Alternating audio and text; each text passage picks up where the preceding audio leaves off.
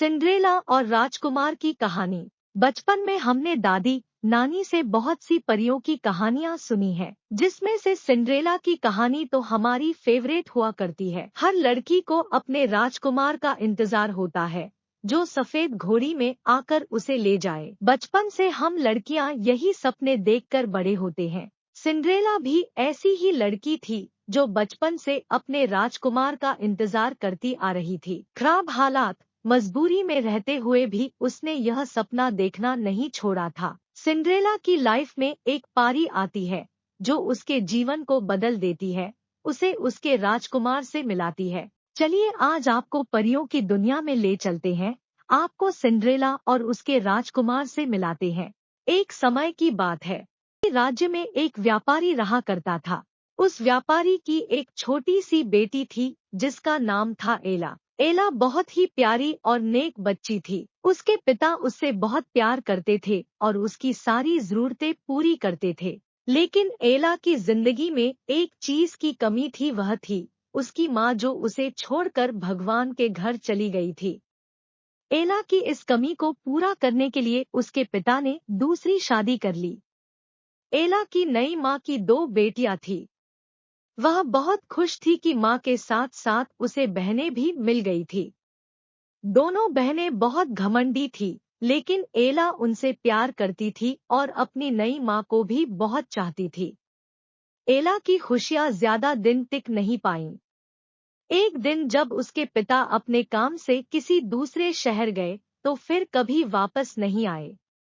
एला पर तो मानो मुश्किलों का पहाड़ टूट गया हो। पिता का साया सर से उठते ही उसकी माँ और बहनें उसके घर की मालकिन हो गई और एला के साथ नौकरों जैसा बर्ताव करने लगी। उन्होंने घर के सारे नौकरों को निकाल दिया और अब एला ही घर का सारा काम करती।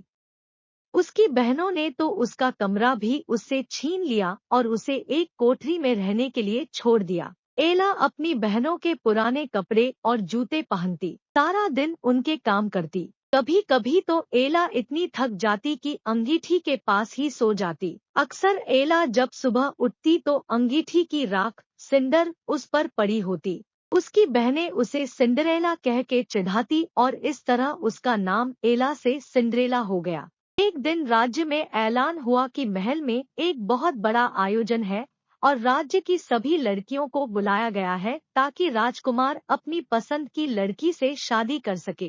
राज्य की सारी लड़कियां बहुत खुश और उत्साहित थी।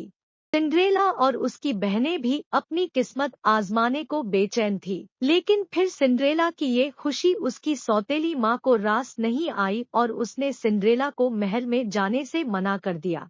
बेचारी सिंड्रेला दुखी मन से फिर अपने काम में लग गई और सोचती रही कि इस वक्त उसकी बहनें क्या कर रही होंगी और राजकुमार देखने में कैसा होगा। सिंड्रेला और जादूगरनी। सिंड्रेला जब इन ख्यालों में खोई हुई थी, तभी वहां एक जादूगरनी आई। उसने सिंड्रेला को दुखी देखा तो उसकी मदद करनी चाहिए। सिंड्रेला ने सारी बात जादूगरनी को बताई।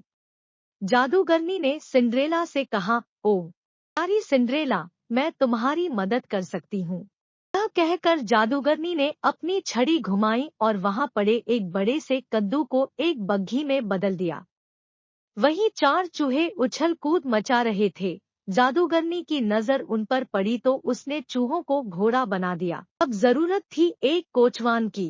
जादूगरनी ने चारों तरफ नजर घुमाई तो उसे एक मेंढक दिखा और उसे कोचवान में बदल दिया। सिंड्रेला यह सब देख हैरान हो रही थी कि तभी जादूगरनी उसकी तरफ मुड़ी और अपनी जादू की छड़ी घुमा दी और पलक झपकते ही सिंड्रेला के मटमैले और फटे हुए कपड़े साफ और सुंदर हो गए। उसके पैरों में टूटी हुई चप्पल की जगह सुंदर कांच की जूती आ गई। सिंड्रेला महल में जाने के लिए तैयार थी। जादूगरनी ने सिंड्रेला को विदा करते हुए कहा, बेटी, तू अपनी इच्छा पूरी कर ले, लेकिन याद रखना रात 12 बजे से पहले घर वापस आ जाना, क्योंकि 12 बजते ही यह सारा जादू खत्म हो जाएगा। सिंड्रेला और राजकुमार। सिंड्रेला जब महल पहुंची तो सबकी नजरें उसी को देखने लगी। वह बहुत ही सुंदर लग रही थी। राजकुमार ने जब उसके साथ डांस करना चाहा तो सिंड्रेला की सौतेली बहनों के साथ साथ वहां मौजूद सभी लड़कियां सिंड्रेला से जलने लगी। लेकिन कोई सिंड्रेला को पहचान नहीं पाया। राजकुमार ने उसे देखते ही फैसला कर लिया था कि वह इसी लड़की से शादी करेगा। सिंड्रेला भी राजकुमार की आंखों में ऐसी डूबी कि उसे जादूगरनी की बात याद ही नहीं रही। देखते ही देखते 12 बज गए। घंटी बजते ही सिंड्रेला को याद आया कि 12 बजे जादू खत्म हो जाना था। सिंड्रेला बिना राजकुमार से कुछ कहे वहां से भाग निकली।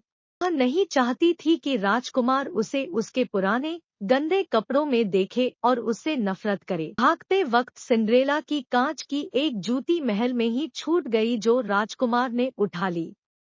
राजकुमार ने बहुत कोशिश की सिंड्रेला को ढूंढने की, लेकिन वह उसे कहीं नहीं मिली। सबने राजकुमार से उसे भूल जाने को कहा, लेकिन राजकुमार सिंड्रेला को भूल नहीं पा रहा था। आखिरकार सारे राज्य में ऐलान हुआ कि जिस लड़की के पैरों में वह जूती आएगी, राजकुमार उसी से शादी करेंगे। राज्य में तो जैसे तूफान आ गया था। हर लड़की राजकुमार से शादी करना चाहती थी।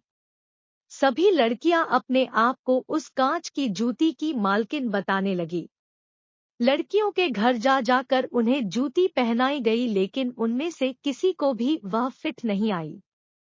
आखिर में सिंड्रेला की बहनों की बारी आई। दोनों ने हर कोशिश की जूती पहनने की, लेकिन कोई फायदा नहीं हुआ। अब सबकी नजरें सिंड्रेला पर रुक गईं। सिंड्रेला ने जब उसे पहना तो वह जूती उसके पैर में आ गई जैसे उसी के लिए बनी हो। सिंड्रेला की सौतेली माँ और बहनें हैरान और परेशान हो गई। किसी को भी उम्मीद नहीं थी कि वह सुंदर लड़की सिंड्रेला हो सकती है। राजकुमार ने जब सिंड्रेला से शादी के लिए पूछा तो सिंड्रेला ने खुशी खुशी हाँ कर दी। अगले ही दिन बड़ी धूमधाम के साथ सिंड्रेला की शादी राजकुमार से हो गई। राजकुमार और सिंड्रेला एक दूसरे के साथ बहुत खुश थे और एक दूसरे को बहुत चाहते थे। दूसरी तरफ सिंड्रेला की सौतेली माँ और बहनों को सिंड्रेला के साथ बुरा व्यवहार करने की सजा के रूप में राज्य छोड़कर जाना पड़ा। अगर आपको यह सिंड्रेला की कहानी पसंद आई हो तो हमारे इस चैनल को सब्सक्राइब करें एंड वीडियो को लाइक एंड शेयर जरूर करिएगा। मिलते हैं अगली नई कहानी के साथ, जब तक के लिए धन्यवाद।